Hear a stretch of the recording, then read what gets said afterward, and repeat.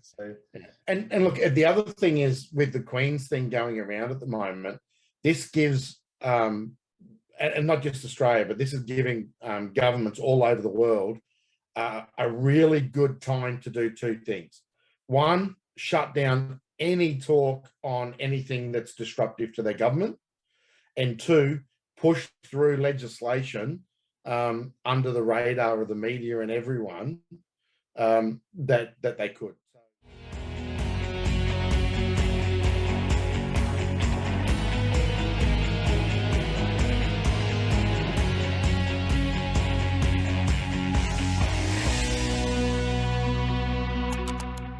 the first point has been on everyone's mind. It's been the biggest talk of the week, which is around the Queen of London, Queen Elizabeth's death. Obviously, that's been a massive impact. So I saw an article just on the Forbes Facebook page, an article relating to there's been calls with the Queen's death happening now. It's going to reignite Commonwealth nations to cut ties with the British monarchy. So what do you kind of see happening after the Queen's death? Will there be any impact on the population, anything politics, or what will be the next steps? Yeah, well, look, anyway, to start off with, welcome a new king and all hail the king. King Charles III is now the monarch we've got to live with, and I think he's actually done quite well over the last couple of days. So, and it's going to be the next 10 days of just amazing. And coming from someone who's a bit, I'm a Republican in nature. I think every state should be its own little sphere, but I do like the Commonwealth because I think the Commonwealth is probably the best union of nations out there. And if you have a look at what's transpired over in a 48-hour period around last Thursday, we had 2 prime ministers and we had 2 monarchs in 48 hours. The only thing that was spilt was beer in a pub. There was no bloodshed. There was no rioting. There was no one upset. The papers weren't screaming. There weren't people marching and stabbing people in the street. It was the most peaceful transition of power between multiple people at one time that's ever happened on this planet. And only a constitutional monarchy such as the royal family can have that happen. And so it's a good thing. It's a very stabilizing piece. And it's something that could go either way. I think Charles, even though he is a leftist in his views about the Green movement and all that sort of stuff, he will shelve that. He understands that the monarchy is worth more to him than appeasing Klaus Schwab at the WEC. And self-interest will kick in to make sure that the monarchy reigns, because if he becomes a woke king, the monarchy ends with him. The British public and the Commonwealth will tear him apart. If he is just a carry-on of his mother, the Queen, it'll just continue on.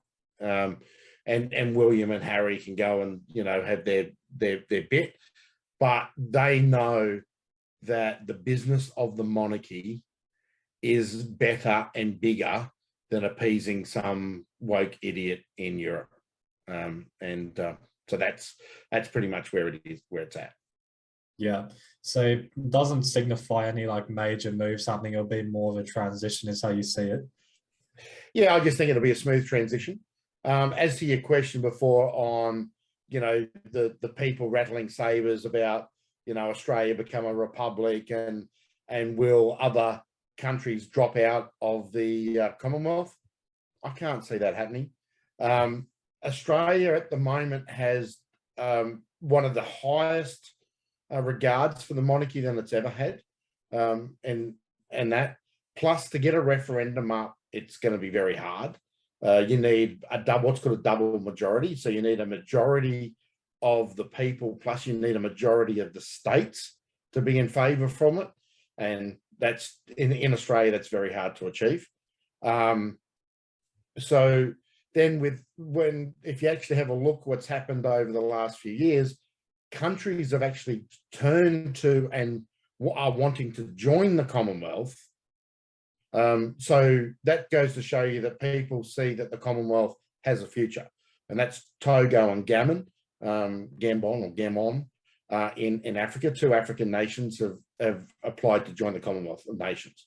So, and if you actually have a look in Africa, if you take the British Empire, right, as it was, and it was a fairly, let's say, vigorous in its acquisition of countries around the world, but it was also one of the only empires that ever left anything that's of lasting peace. So once the British Empire left a lot of African countries, it was replaced by brutal dictators that just murdered everyone and raped all the wealth. Right, where under the British Empire, a lot of the wealth was, spread around. Have a look at Australia, for instance. We're a pretty rich country on all levels. Canada, pretty rich country on all levels. New Zealand, pretty rich country on all levels. And they are British colonies. The US was a British colony. We've got to remember that. It was established as a British colony, and then they went and screwed it up. So I can't see anything happening unless Prince Charles turns out to be a woke idiot. And if he does that, I'll be the first one to start marching in the street to say we're going to become a full republic. But until then, not. The other problem with a republic is, and this is what the monarchy brings, is the monarchy brings a separation from a symbolic head of state, our doting grandmother, the Queen, to the idiots that run the place, right? And actually, technically, our head of state, since I think the 1907 High Court decision, which was actually the High Court of our founders, ruled that the head of state of Australia is actually the Governor General. The Queen is just a figurehead, and our true head is the Governor General, and the Governor General is the guardian of the Constitution. Now, we won't go in at this point in time whether all our Governor Generals are lived up to upholding the Constitution or not. That's something we can discuss on another day, but pretty much that's Australia as today. So that's why we have a fairly stable country and government. Government passes backwards and forwards every 3 or 6 or 8 years, and there's no bloodshed in the street. The worst thing that Australians do is we go, that bloody idiot got into power. Let's go and have another beer. That's it. Take that and compare that to what's happening in the US, right? So the US has a presidential style where both the symbolic and the power resides in one person. What have we had for the last 8 years in the US? We've had bloodshed in the streets. We've had mass division of people and populace. We've had people running around all over the place in the name of their president committing stupid acts, right? It is a totally separate and different transition. The people running around claiming that they want to leave, I think you'll find all they want is money at the end of the day. Big surprise, isn't it? Yeah. Well, have a look at climate change. Vanuatu, Fiji, Tuvalu, Tonga, Samoa, they all get on the climate change bandwagon for one reason. There is a shitload of cash to be handed out. And most of them, their governments want it because they want to put in their bank accounts. So, yeah. Well, that's pretty much all the money. That's what you learn. Any corruption or anything, just follow the money trail and your answers will lie there. That's what I've learned. So it's the same with science, mate. If you want to find the true science, find the money. That's it. Yeah.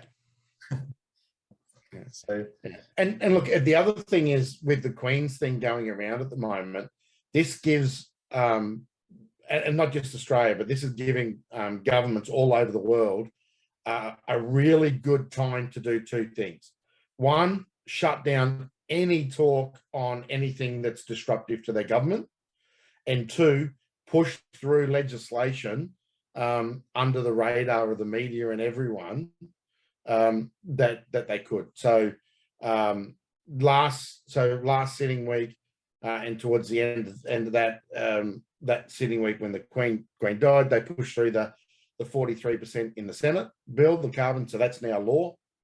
In the US, Biden pushed his digital dollar, the digital US dollar, basically the crypto US dollar bills. He pushed more executive orders on that. 14206, I think, was the executive order. And so he's done stupid things like that. The UK couldn't do anything because, well, they didn't have a prime minister for really 6 weeks, so he couldn't do much. And Liz Truss basically has been there a day, and then is now dealing with the Queen. So that's a good thing for the UK. And the Europe is just, it's ridiculous. So the Nord Stream 1 gas pipeline, as talked about last week, has been shut down for Europe.